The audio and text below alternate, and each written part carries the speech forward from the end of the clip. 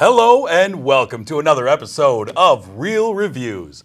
My name is Jameson Rabbit, and I am proud to be joined today by a man who, now it says here that you had an invisible friend named Pepe who never wanted to play with you. Yes. His name is Mike Roth. Yes. Well, it's sometimes the imagination isn't boundless. There is limitations. You cannot force an imaginary friend to actually like you. You don't want to play. No. Well, not today, Mike. No, that's pretty much what we read a lot of books that I didn't want to read.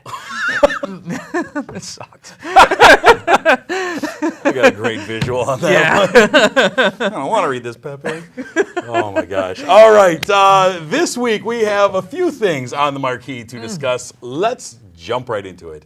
The first movie, Mike, I have a movie that you didn't see, and you have a movie that I didn't see, so this is going to work out beautifully. We're going to start out this week with a movie that I saw over the weekend. It's a new documentary that just came into theaters near you, and that is called The Wolfpack. The Wolfpack, brought to us by director Crystal Moselle. And what it is a story about this family. It's a family, a father, a mother, 7 children, living in a small 3-bedroom apartment, high-rise Manhattan. 6 boys, 1 girl. The movie focuses basically on the 6 boys. Here's the thing, they were not allowed out of their apartment. Basically their entire life. Was it a their big? Father Doesn't look like a big apartment. No, and the father had the key to the apartment and locked them in, telling them that there were bad things out there in the real world, and they stay in the apartment. The mom had the strictest restrictions placed on her. They would be allowed out maybe once a year as a family to maybe go to a beach or something like that, but for the most part, they were never allowed out of the house. That is They were also not allowed to cut their hair. It was a Hare Krishna family. But their one connection with the real world was they were allowed to watch movies, and their dad would bring home movies for them, DVDs, and they would watch them endlessly, nonstop. I'm guessing, some violent movies. Oh, yeah, they watched everything. Pulp Fiction, Godfather, Reservoir Dogs plays heavy in this movie. But that is their one connection with the real world. They didn't know the outside world. Their only connection to society was through movies. And so they would watch them endlessly. They got a camcorder at one point, and they would sit and manually write word for word the screenplay for Pulp Fiction. Pause the movie with the subtitles on, write down what happened, create the screenplay, and then create the costumes, and choreograph, reshoot the movie with them starring in it. This is what they did to entertain themselves because they weren't allowed to leave. And so the director kind of discovered these boys in one of their trips out into the world, one of their rare trips out into the world, got their story, and the movie is told through a mix of home movies from the past telling their childhood and kind of interviews with them now. And it's pretty crazy to see. I mean, they are a wolf pack, the 6 boys, kind of like the story of like Mogwai, who grows up in the jungle, brought up by wolves, and that's kind of the way it is. They don't know anything. Everything they know is, as far as how society works, how the real world is through the prism of movies. Curious, do they have like a fantasy type idea of what it is out there? Yeah, they do. I mean, they make up stories about what they see out on the street, but really it's only, it's hard to imagine never having real human interaction with anyone but your family. They've been told if you're ever outside and you run into somebody, shut it down. Do not talk to them.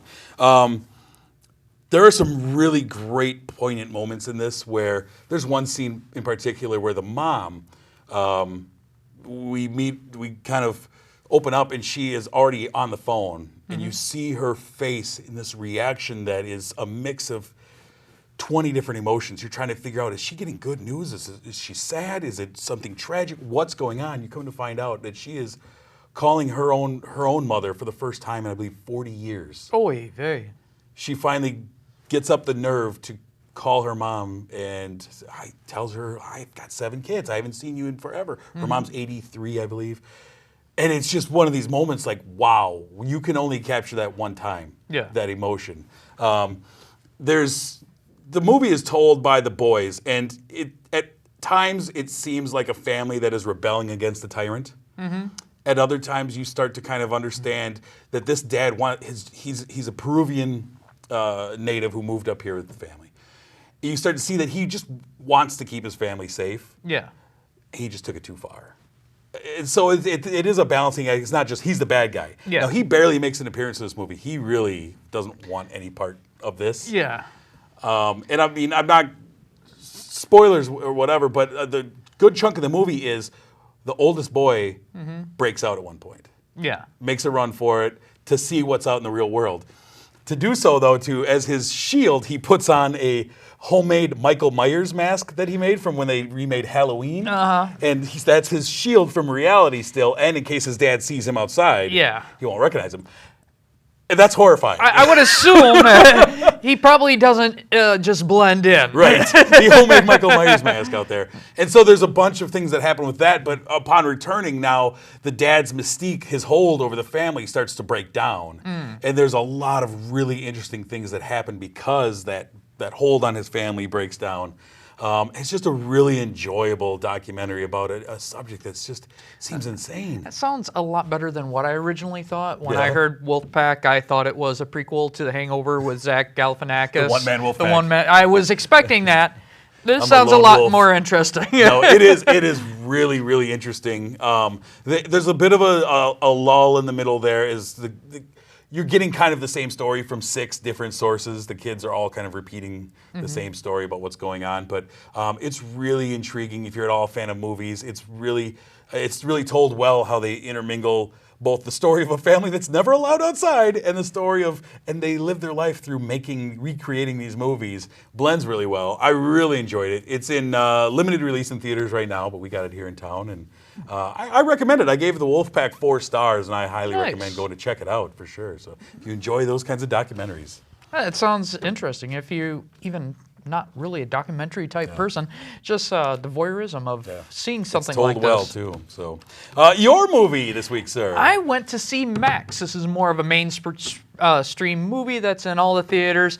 It's kind of fills a void in the movie genre of not having too many dog movies out there. Right. It used to be really popular back in the 90s it was lousy and the 80s. with dog movies, man. But it's been kind of a desert of main actors that are dogs. And this is a classic Benji Lassie, Rin Tin Tin type story where you have a dog that was a hero back in Afghanistan, had a little bit of trauma during a scuttlebutt where his owner was killed. And because this dog had this trauma, it had a post-traumatic stress disorder, and they were going to put it down. The brother of the person who was the handler of this dog ends up being the only person the dog reacts to and calms down and listens to this person. So this family accepts this dog into the family. The boy, who is the brother of the handler, he is also kind of a troubled teen. He is made to be a real big jerk. He doesn't have a lot of respect in America or the military, and throughout the beginning of this movie, they just kept on hitting it hard, how this kid is just a real big jerk. The only time you ever feel like you like him was when they made the music a little happy while he's biking around town, and then you're like, oh, he's not a bad guy, and then right away he becomes a jerk again. A person from the military who was a bad guy but knew Max comes into town, and Max doesn't like him. And pretty much the story is trying to figure out, why Max doesn't like this person. And then there's this climatic ending with a lot of BMX bike racing, which we haven't seen since the 80s. Also, yep. And little dog fights while Max is being the hero. Oh. In the beginning of the movie, honest, I really didn't think it was done really good. It was very cheesy. It really played hard, and you got to be extremely pro-military or you're a real jerk. And the kid was very unlikable. Later on in the movie, it kind of got into stuff that I missed about the 80s and early 90s with the BMXing and the dog saving the day and stuff like that. It made me feel kind of nostalgic of these old type of movies that were like this. And I'd say the ending, or the fluff part of it, was pretty entertaining. Overall, the acting was absolutely horrible by everyone except for the dog. The dog was awesome. Really? Even Thomas Hayden Church, huh? Oh, I absolutely. really enjoy him. He actually could not stick to an accent he wanted to do. That's a failure we have lately. He was doing this East Coast Southerner. It was very odd, and the emotional responses with all these people were terrible. There's a scene where the dad, who was played by Thomas Hayden Church, he is just screaming at his kid to take care of the dog because it's barking all night. But it didn't make sense because just earlier that day, as a family, they decided they were going to take care of this dog because it was his son's dog, and he's part of the family. Take care of him if he's going to bark. Yeah, it's like, where did your priorities change? I understand the dog barking at night, very annoying, but he's screaming at his son like it's all his fault this dog is barking. It's like, you just gave us a speech earlier about family. Your dog's family. Take care of it. But overall, I thought this was it's a mixed bag. I think some people will really like it. Some people will really hate it. I didn't think it was a good movie by any means, but I think there is a niche, and people will see it because of that little something that they've been missing in the past decade. Sure. So what did you end up giving, Max? I gave it a 2. 2 stars. Yep, and I know you haven't seen it. You're just going to have to believe me. It's 2. I actually was planning on seeing Max, and surprise of all surprises, it was sold out when I went to go. I waited last minute to go see it. Like, okay, I got to review the movie. I'm going to go see it, and sold out. What? That is crazy, because when I went to see it on the weekend, which opening weekend you figured would have been their bigger night, nothing. No, yeah, I was actually really shocked that it was with what's in theaters right now, but yeah, c'est la vie. It happens. Yeah, that's weird. Yeah. Oh well. Hey, people are going out to see it, so that's good, I guess. Yeah. Get to the theater. The last movie we have on the marquee this week is a sequel starring the voice acting of Seth MacFarlane, also who directed it, and you have your Mark Wahlberg, and that is Ted 2. Ted 2 picking up where Ted left off with the talking teddy bear that is Ted, voiced by Seth MacFarlane. Because everybody was curious where that was going. Right? And this time he wants to get married. He wants to get married to his girlfriend, Tammy Lynn. And they want to have a child. They want their life is going to go good for Ted. And there's a problem. And this is kind of really ripped out of the pages of this week's headlines with the Supreme Court decision. What is equality for marriage? Can teddy bears be allowed to marry? Are they human? And so we have to face this head on. And it brings back, we bring back Giovanni Ribisi makes his appearance as the bad guy again. Amanda Seyfried is their lawyer who is going to help them to fight this court case to... Sam L. Jackson. Yes, her name is Sam L. Jackson. To declare Ted a person so that he can get married and adopt a child. And the one thing I thought was really interesting in this movie was that Mark Wahlberg was a secondary character in this movie, as opposed to the original, where it was about him and this crazy talking teddy bear he had as a child who grew up. This movie was... definitely the Ted movie with Mark Wahlberg along for the ride. Yeah. Which I thought was an interesting dynamic. And it was just filled with odd cameos. Liam Neeson making his second cameo in a movie that we've seen this month. He acted better as a cameo than he has in his other movies. Playing basically the same character, but we saw him in Entourage in a cameo. This is another glorified cameo. Pretty decent. Patrick Warburton. Awesome. Phenomenal in this.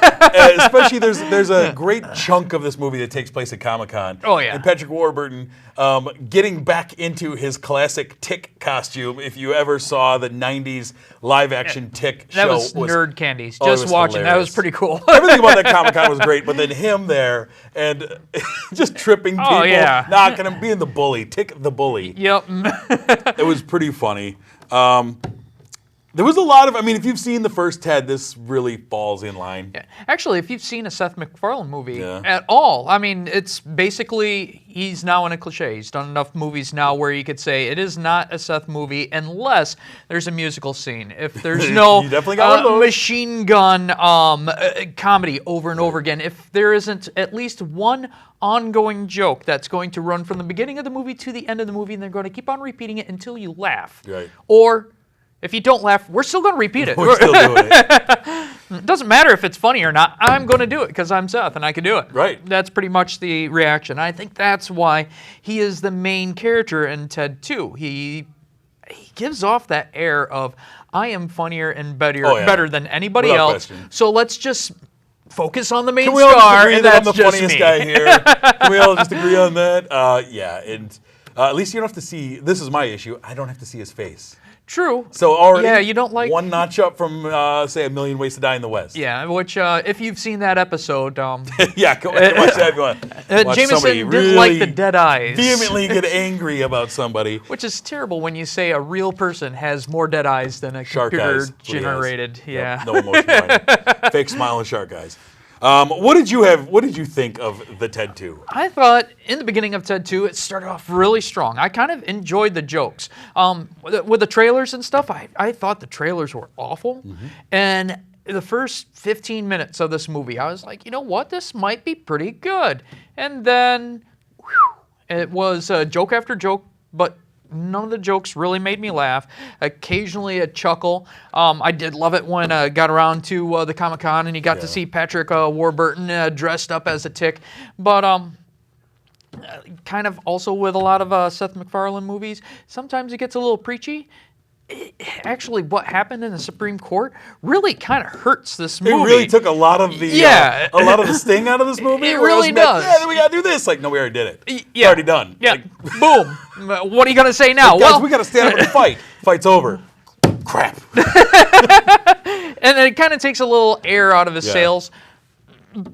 But the most important thing is it a funny movie? Is it an entertaining movie?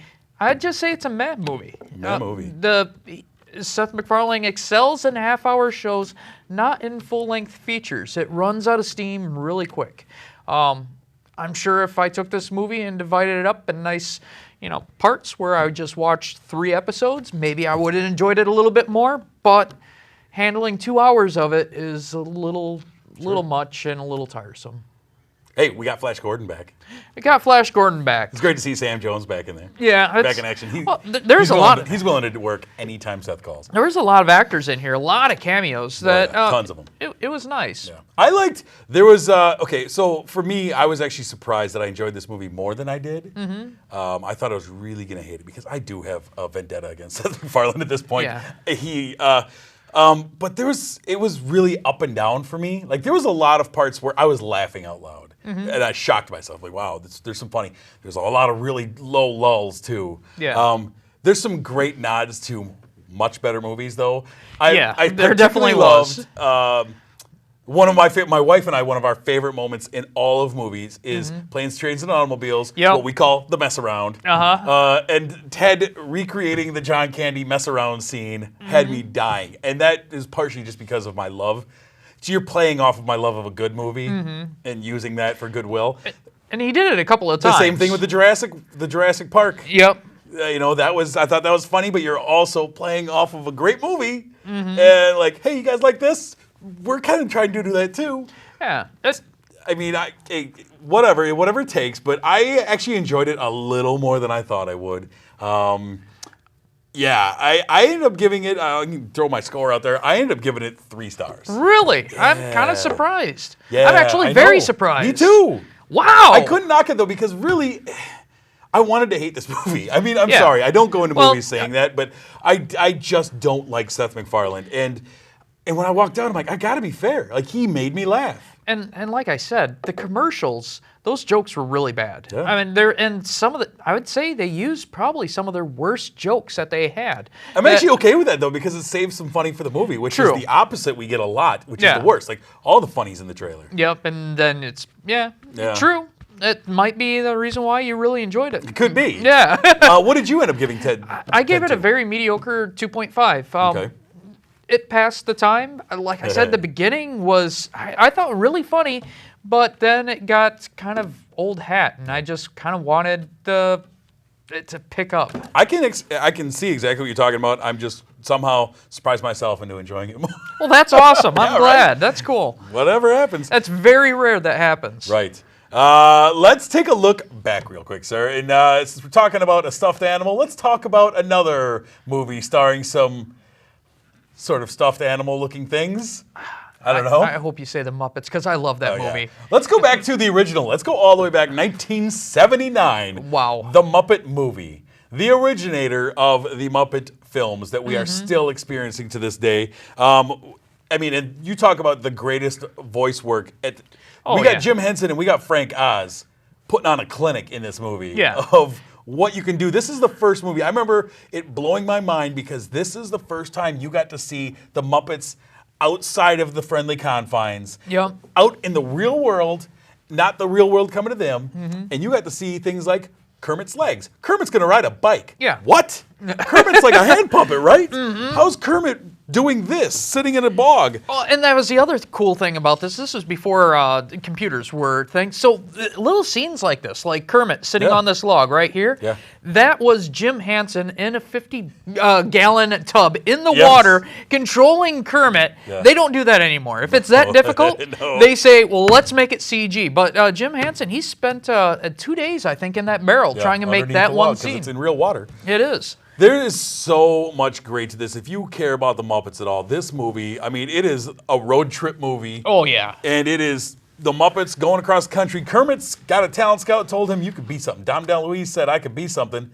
I'm going. Yeah. Meanwhile, he's being chased by Charles Durning, who wants some frog legs for his restaurant. Well, I would want him if I had a frog leg. I loved his accent, too. Yeah, it is. This movie is just so good, and it spawned so much greatness. I mean, you get really the first romance of Miss Piggy and Kermit in this. And tons of cameos. Amazing cameos that today you may not recognize half the people. It is definitely specific to a generation, but the music, Mike. The music in this movie. Oh, yeah. Paul Williams' music, Rainbow Connection. That's an Oscar-nominated song, Grammy-nominated song. I don't want to seem like a wuss, but that song makes me cry. Yeah. It does. I mean, even as a kid, I'm sitting there just, oh, so happy. I mean, they're just sitting on it. You got the beautiful scenery, and I'm curious on how they make the shot. Did you see how they made the shot where they zip it? No, not sure.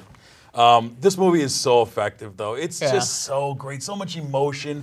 It's so much fun when they're on the road. Oh, the laughs hold up. It brings them to life. It brings the Muppets to life, takes them out of the studio, and just, oh man, it's so much fun. I think nowadays they kind of recaptured that Muppets. With the reboots, yes. I thought they did an amazing job. And I'm really happy to say that they're going to be making the television show again, except for instead of them being in the studio, it's going to be them in the real world. And I'm really excited. It's a mockumentary style show, much like The Office, something like that, where it's a bit of a mockumentary feel. But that's pretty much how the show was in the first place. They were always kind of making fun of themselves. They never said their show was great. The show was horrible. Everything went wrong with the show. And you got a little bit of background stuff while they were doing the show. So I'm really hopeful for this new Muppet show coming this fall, I believe. Yeah. I'm really hopeful for it because outside of a few duds in the 90s, Pirate or Treasure Island, whatever it was, Muppet's Treasure Island. Outside of that, the Muppet movies, the Muppet TV shows, the Muppet Babies, everything is a home run for me. I love the Muppets, and I want more of it, and I want my kids to want more of it. Yeah. Because it's one of those great things that just, it's great, and it holds up over time because it's just good, clean fun. It is, and you can't really say that about a lot of movies. There's so many jokes within jokes in the Muppet movie. It's just, and they're not dated either. I mean, a lot of things that are made in '79, you look back at it and go, I really can't watch this, or you try showing your kids and they're just, yeah, right. But 1979's The Muppet Movie is a big recommendation. Oh, yeah. Highly recommend going to check that out. Let's take a look ahead, sir. We got a week coming up. I'm going to call it July 10th.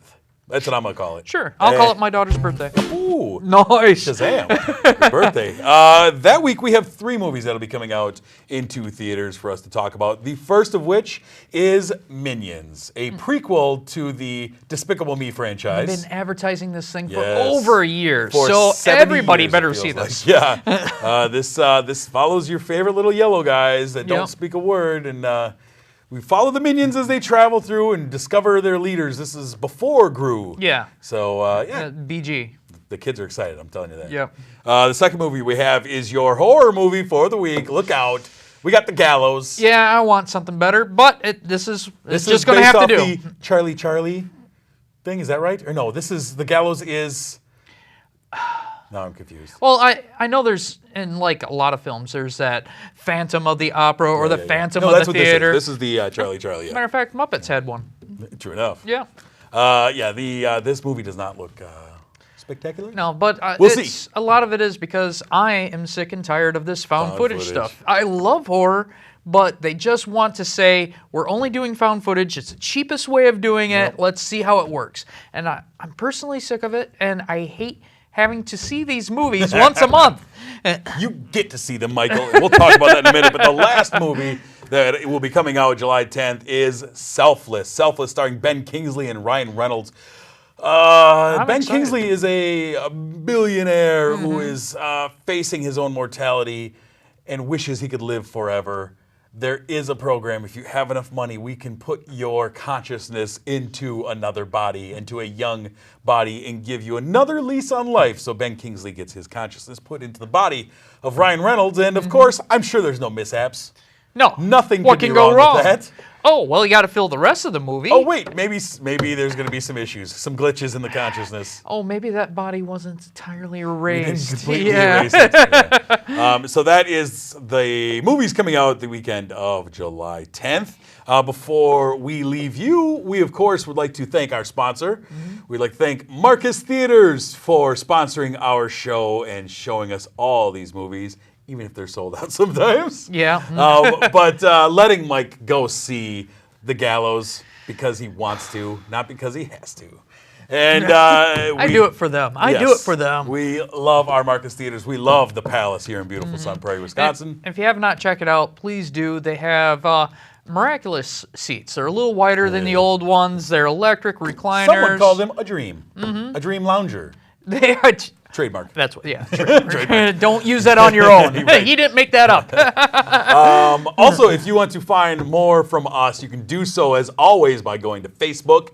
Here, that's popular. You can go on there and find us at Real Reviews TV. You can also follow us on Twitter and see everything that we're doing. I've got some other projects that I work on. I usually post them on our Twitter feed, so you can check those out. At Real Reviews TV, we'll get you to that. If you've been missing the YouTube shows, it's because of technical glitches. Yep. We got it figured out. I believe I have it figured out. You will have a YouTube show, so you could watch them on your Rikus or any other kind of device. Just that. Yeah. Go onto the YouTube and type in a Real Reviews, KSUN.